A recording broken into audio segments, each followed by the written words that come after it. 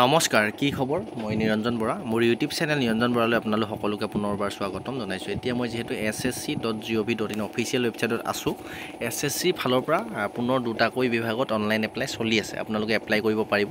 এই পোষ্টকেইটাত আপোনালোকে এপ্লাই কৰিবলৈ অলৰেডি নটিচ অহা দিন হৈ গ'ল। আপোনালোকে মই ভিডিঅ' বনাবলৈ সময়ো সুবিধা হোৱা নাছিলে, সেইকাৰণে বনোৱা নাছিল।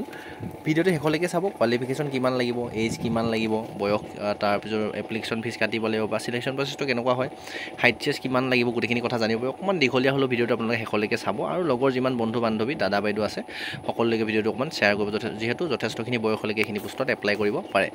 ভিডিঅ'টো আৰম্ভ কৰাৰ আগতেই মোৰ ইউটিউব চেনেলটো যদি আপুনি এতিয়ালৈ ছাবস্ক্ৰাইব কৰি ৰাখিছে তেন্তে বহুত বহুত ধন্যবাদ, আৰু যদি ছাবস্ক্ৰাইব কৰি ৰখা নাই তেন্তে ছাবস্ক্ৰাইব কৰি বেল আইকনটো প্ৰেছ কৰি ৰাখিব এনেধৰণৰ গুৰুত্বপূৰ্ণ আপডেটসমূহ পাই থাকিবৰ বাবে। আৰু যিহেতু ফেজ 13ৰ ফালৰ পৰা য'ত নেকি আপুনি চিম্পুল মেট্ৰিক পাছ কৰিলেও এপ্লাই কৰিব পাৰে, হাই ছেকেণ্ডেৰী পাছ কৰিলেও, গ্ৰেজুৱেশ্যন কমপ্লিট কৰি থ'লেও এপ্লাই কৰিব পৰা পোষ্টৰো অনলাইন এপ্লাই চলি আছে।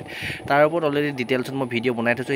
সেই ভিডিঅ'টো আপুনি এইটো ভিডিঅ' ডেছক্ৰিপশ্যনটো পাই যাব, নাইবা মোৰ ইউটিউব চেনেলৰ হোম পেজত আপুনি চেক কৰি চাই ল'ব। তাতো আপোনালোক যদি যোগ্য হয়, এপ্লাই কৰিব যদি ইচ্ছা আছে তেন্তে এপ্লাই কৰি ল'ব পাৰিব। আহক এতিয়া আমি ভিডিঅ'টো আৰম্ভ কৰোঁ। আপোনালোকে ভিডিঅ'টো ভালদৰে চাই ল'ব, তাৰপিছতে কমেণ্ট কৰিব। যদি নোচোৱা নেমেলাক ডাইৰেক্ট কমেণ্ট কৰে তেন্তে ৰিপ্লাই কৰিবলৈ কিন্তু অলপ অসুবিধাৰ সৃষ্টি হয়।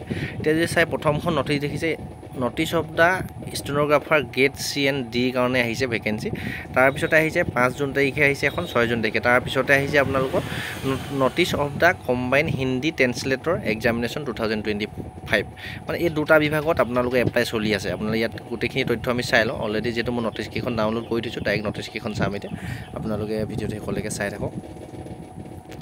ইয়াত যদি চাই, এইখন হৈছে প্ৰথমখন হৈছে আপোনালোকৰ Hindi translator, combine Hindi translator examination. ইয়াত যদি এপ্লাই ডেটটো চাই 5/6/2025 পৰা এপ্লাই চলি আছে। 5 তাৰিখ 6 মাহৰ পৰা, আপোনাৰ এইটো মাহৰ, আপোনাৰ এতিয়া মে' জুন, যিহেতু জুন মাহৰ 5 তাৰিখৰ পৰা চলি আছে। লাষ্ট ডেটটো হৈ গ'ল 26 তাৰিখ, আৰু লাষ্ট ডেট ৰিচিভ মানে 26 তাৰিখলৈকে এপ্লাই কৰিব পাৰিব।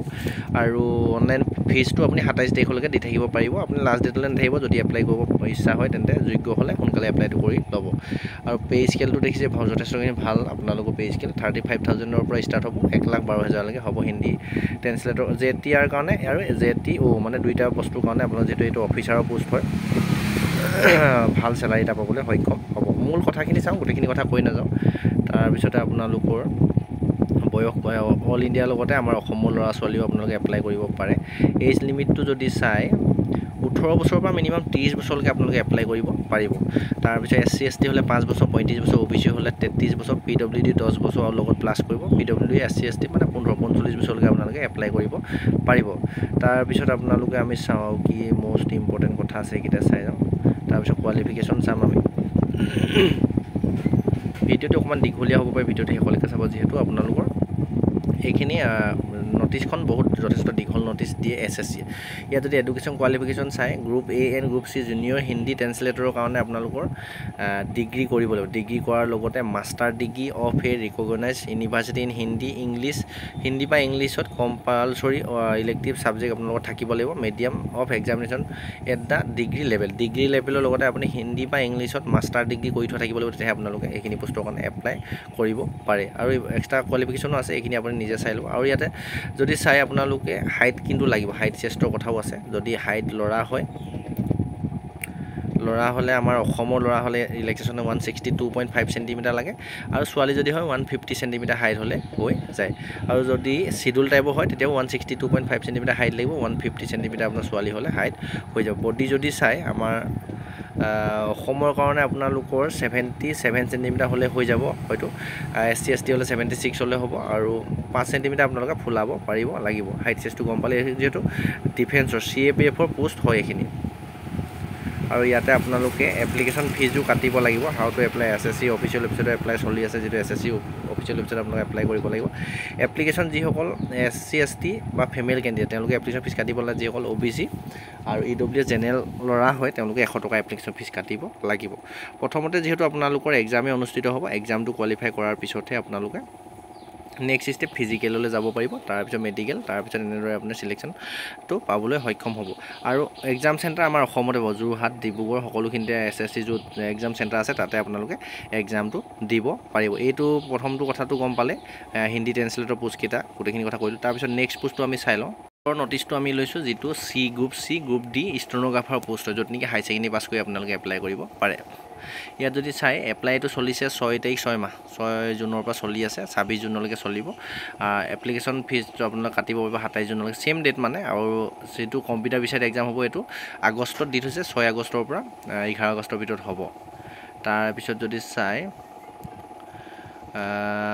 এজ কোৱালিফিকেশ্যন আমাৰ অসমৰ পাৰিব অল ইণ্ডিয়াৰ লগতে অসমৰ ল'ৰা ছোৱালী এপ্লাই কৰিব পাৰিব বয়সটো সেম 18 বছৰৰ পৰা আপুনি গ্ৰুপ চি কাৰণে 30 বছৰলৈকে পাৰিব আৰু গ্ৰুপ ডি কাৰণে 18 পৰা 27 বছৰলৈকে পাৰিব তাৰ পিছত এছচি এছটি 5 বছৰ ওবিচি 3 বছৰ পিডব্লিউডি 10 বছৰ এনেদৰে এই গভৰ্ণমেণ্ট ৰুলৰ মতে আপোনালোকে ৰিলেক্সেশ্যন পাবলৈ সক্ষম হ'ব এতিয়া আমি কোৱালিফিকেশ্যনটো চাম কোৱালিফিকেশ্যনটো আপুনি এইটোত কিন্তু হাই ছেকেণ্ডেৰী পাছ হ'লে এপ্লাই কৰিব পাৰিব তাৰ কিছুমান কণ্ডিশ্যন আছে সেইখিনি কথা মই কৈ আছোঁ আপোনাৰ ভিডিঅ'টো শেষলৈকে চাই থাকক ইয়াত তেনেকুৱা ধৰণৰ কোনো হাইট টেষ্টৰ প্ৰয়োজন নাই ইয়াত কৈছে যে আপুনি candidate must have pass 12 standard or equivalent examination for recognize board university before cut off date মানে লাষ্ট ডেটটো যিহেতু 1/8/2025 ভিতৰত আপোনালোকে হাই ছেকেণ্ডেৰী পাছ কৰিলে এপ্লাই কৰিব পাৰিব কিন্তু ইয়াতে এটা কণ্ডিশ্যন আছে আপোনাৰ যিটো ষ্টেনোগ্ৰাফাৰ পোষ্ট হয় এইখিনিত আপোনালোকৰ ষ্টেনোগ্ৰাফিৰ যিটো কোৰ্চ কৰা থাকে সেইটো জানিব লাগিব সেইটো ষ্টেনোগ্ৰাফাৰ আপোনাৰ টাইপিং টেষ্টটো হ'ব বা এইটো ট্ৰেড টেষ্টটো হ'ব সেইটো কোৱালিফাই কৰিব লাগিব তেতিয়া আপুনি চাকৰি পাবলৈ সক্ষম হ'ব প্ৰথমতে যেটো এক্সাম হ'ব এক্সামৰ পিছতে আপোনাৰ সেইটো স্কিল টেষ্ট হ'ব তাৰ পিছতহে আপোনালোকৰ ডকুমেণ্ট ভেৰিফিকেশ্যন হৈ সিলেকশ্যন পাবলৈ সক্ষম হ'ব ইয়াতো এপ্লিকেশ্যন ফিজ একেই এছচি এছটি এক্স সাৰ্ভিচমেন বা ফিমেল কেণ্ডিডেট যদি হয় ল'ৰা ছোৱালী সকলোৱে কোনো ধৰণৰ এপ্লিকেশ্যন ফিজ কাটিব নালাগে কেতিয়াও কাটিব নালাগে OBC জেনেৰেল আৰু EWS যদি ল'ৰা হয় তেন্তে 100 টকা এপ্লিকেশ্যন ফিজ কাটিব লাগিব প্ৰথমতে ইয়াতো সেম এক্সাম হ'ব এক্সামৰ পিছতহে আপোনাৰ স্কিল টেষ্ট তাৰপিছত ডকুমেণ্ট ভেৰিফিকেশ্যন হ'ব তাৰপিছত আপোনালোকে মেৰিটত নাম আহিলে চাকৰি পাবলৈ সক্ষম হ'ব এক্সাম চেণ্টাৰ আমাৰ অসমৰ যোৰহাট ডিব্ৰুগড় গুৱাহাটী সকলোতে আপোনালোকে পাই যাব ইয়াতে আপোনালোকৰ এক্সামৰ চিলেবাছবিলাকো দি থৈছে এই দুইটা ন'টিচ মই ডেছক্ৰিপশ্যনত যিটো টেলিগ্ৰাম চেনেলৰ লিংক আছে ন তাতে জইন হৈ ল'ব তাতে মই ন'টিচকেইটা দি দিম আপোনালোকে ইয়াতকৈ যদি ডিটেইলছত জানিব বিচাৰে তেন্তে গোটেইখিনি তথ্য জানি বুজি লৈ এপ্লাই কৰিব পাৰিব ন'টিচকেইটা মানে চাই ল'ব এইখিনিয়ে আপুনি যদি যোগ্য নহয়ও বা এইখিনি কোৱালিফিকেশ্যন নাই মিলা যদি আপোনালোকৰ তেন্তে আপোনাৰ যিমান লগৰ বন্ধু বান্ধৱী দাদা বাইদেউ আছিলে সকলোকে ভিডিঅ'টো শ্বেয়াৰ কৰি দিব যিসকল যোগ্য বা ইলিজিবল হয় তেওঁলোকে এপ্লাই কৰিব পাৰিব এতিয়া যে দুটা তিনিটা বিভাগত চলি আছে আগৰ বিভাগটো আপুনি ডেছক্ৰিপশ্যনৰ ভিডিঅ'টোৰ লিংক পাই যাব সেইটো চাই ল'ব আৰু এই দুটাত যদি আপুনি যোগ্য হয় এপ্লাইটো কৰি ৰাখিব SSC চেণ্ট্ৰেলৰ চাকৰি যদি ল'বলৈ ইচ্ছা আছে ডেছক্ৰিপশ্যনতে হোৱাটছআপ গ্ৰুপৰ লিংক আছে টেলিগ্ৰাম চেনেলৰ লিংক আছে ইনষ্টা ID ফেচবুক পেজৰ লিংক গোটেইখিনিৰ লগত যদি মোৰ লগত জড়িত হৈ থাকিব বিচাৰে তেন্তে ছাবস্ক্ৰাইব ফ'ল' কৰি ৰাখিব আৰু ইয়াতকৈ যদি বিশেষ বুজি পোৱা নাই তেন্তে কমেণ্ট কৰিব তলৰ কমেণ্ট বক্সত আজি ভিডিঅ'টোৰ পৰা ইমানতে বিদায় লৈছোঁ নেক্সট আকৌ অন্য এটা অতি গুৰুত্বপূৰ্ণ ভিডিঅ' সৈতে আপোনালোকক লগ পোৱাৰ প্ৰতিশ্ৰুতিৰে ধন্যবাদ